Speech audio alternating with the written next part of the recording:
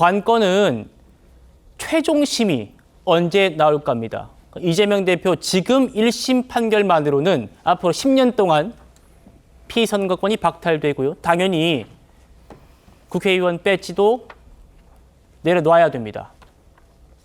그러다 보니까 1심까지 2년이 걸렸는데 앞으로 2심, 항소심과 대법원 판결이 언제 나오느냐, 이게 굉장히 지금 중요하단 말입니다. 전주 의원님, 사안이 복잡하지 않다라는 평가가 나와요. 최종심까지 오랜 시간이 걸리지 않을 거다라는 관측도 있는데 1심은 오래 걸렸습니다. 네, 그 1심은 이제 오래 걸릴 수밖에 없는 것이 모든 증거 조사를 다 하거든요. 그래서 김문기 씨는 모른다는 부분에 대해서 검찰 측 또 증인, 또 피고인 측 증인을 다 신문을 해야 되고, 또 국토부의 협박 때문에 용도 변경을 한 것이냐 부분도 이제 해야 되기 때문에 증인 신문이 여러 차례 이루어지다 보니까 2년 2개월이나 걸렸습니다. 사실 그 사이에 재판장도 이제 변경이 되고 2년 2개월이 사실 재판 지연이 굉장히 심했다고 볼 수가 있는 것이죠.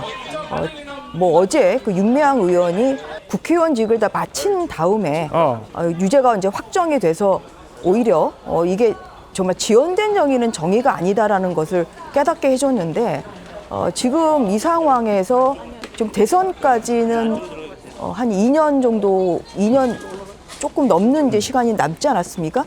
그런데 이제 사법부도 지연된 정의는 정의가 아니다라는 이러한 것을 좀 명심을 하고 이 부분에 대해서 더더군다나 이제 재판 지연이 2심이나 3심에서는 이루어지지 않아야 되겠다, 저는 그런 말씀을 우선 드리고 싶습니다. 그리고 1심에서는 충분히 증거 조사를 했을 뿐만 아니라 그리고 오히려 지금 피고인 측인 이재명 대표로서는 사실 좀 하기가 어려운 것이 김문기 씨를 모른다는 부분이 오히려 무죄가 선고가 됐거든요. 사실 이 부분이 굉장히 첨예를 했는데 이 부분은 법원은 인식의 영역이다. 그러니까 행위가 아니기 때문에 이제 무죄를 선고를 했고, 이 부분에 대해서는 검찰에서 오히려 무죄 부분에 대해서 항소를 할 것으로 예상은 됩니다만 1심에서 충분히 이 김문기 씨를 모른다는 오히려 피고인 측의 변소가 받아들여졌기 때문에 2심에서는 피고인 측에서 이 부분을 더 입증할 만한 그런 필요성이 없어진 상황이에요. 그럼 지금 남는다는 것은 결국은 백현동의 용도 변경이 국토교통부의 요청 때문이었냐, 아니면은 성남시가 주도적으로 한 것이냐. 사실 이런 것인데 이런 것도 1심에서 이미 다 충분히 증거조사가 이루어졌기 때문에 저는 법원이 의지를 가진다고 하면 법상으로는 2심 재판이 3개월 이내에 지금 끝내야 됩니다. 그래서 지금이라도 사법부가 의지를 가지고 저는 충분히 이것은 3개월 안에 끝낼 수 있다, 이렇게 생각을 하고 있고요. 3심 또한 공직선거법상 또 3개월입니다. 그래서 합치면 6개월, 사법부의 의지에 따라서 6개월 안에 좀 끝낼 수도 있다, 이렇게 생각을 하고 있습니다. 그리고 이게 재판이 길어질수록 오히려 많은 정치적 혼란을 또한 피할 수 없을 뿐만 아니라 오히려 사법부가 정치권의 눈치를 본다, 이러한 오히려 사법부의 독립이나 여러 가지 것을 봤을 때 오히려 사법부가 중심을 가지고 다른 그런 뭐 정치권이나 이런 것을 보지 말고 법과 원리에 따라서 빠른 시일 내에 2심이나 3심이 이루어질 수도 있다, 저는 그렇게 생각합니다. 정영진 변호사님. 네네. 그러니까 지금 전주 의원님께서 상당히 자세히 잘 설명을 주셨는데 조희대 대법원장이 633 원칙을 재차 강조했습니다. 네네. 그러니까 1심에서 전 의원님 말씀처럼 이미 다 정리가 됐단 말입니다. 그러면 2심 3개월 이내 나올 수 있겠느냐? 어떻게 전망하십니까? 아니, 판사가, 전주혜 의원님 판사 오래 하셨지만 재판 어떻게 합니까? 판사는 자기 마음대로 원님 재판합니까? 우리나라 판사 그렇게 하면 안 됩니다. 판사는 재판을 어떻게 하느냐? 법과 규정에 따라서 해야 되는데요.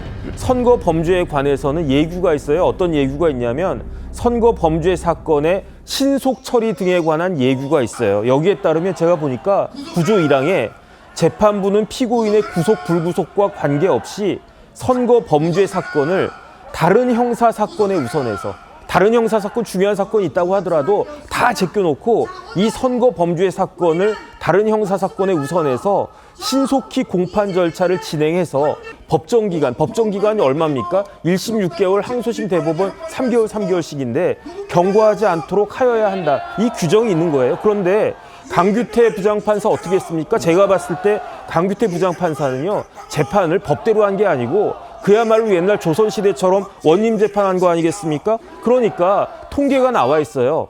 선거사범 관련해서 1심 재판이 얼마나 걸리느냐. 평균 120일 걸리는 걸로 나왔거든요. 네. 120일이면 몇 달입니까? 몇 개월입니까? 4개월이잖아요. 이 재판 언제 시작됐습니까? 재작년 9월에 시작했으니까 2년하고도 2개월이 지나간 거예요. 그럼 몇 개월입니까? 26개월이잖아요. 평균적인 것보다 무려 6배 반의 시간이 소요가 됐는데 네. 그런데 강규태 부장판사 재판 어떻게 진행했습니까? 매주 재판했습니까? 아니에요. 이거 한 달에 2번도 제대로 안 했단 말이에요. 그러니까 이게 말이 되느냐. 그러니까 조희대 대법원장이 조금 전에 앵커가 말씀하신 것처럼 어떻게 했느냐. 9월 13일이 무슨 날이냐면요.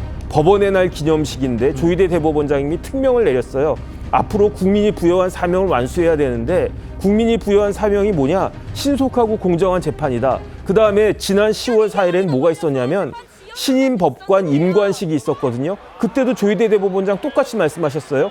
공정하고 신속하게 분쟁을 해결해야 된다. 그러면서 뭐라고 말씀하셨냐면 공직선거법 그 규정은 많은 판사들이 오해하는 것처럼 훈시 규정 아니다. 이거 강행 규정이다. 그러니까 이거는 무조건 1심은 뭐 이렇게 26개월 지나갔지만 항소심 대법원은 무조건 3개월씩 끝내야 된다라고 그렇게 조희대 대법원장이 말씀하셨으니까 제 생각에는 내년 6월까지는 대법원 판결 끝까지 나올 것이다. 저는 그렇게 예측하고 기대하고 있습니다. 알겠습니다.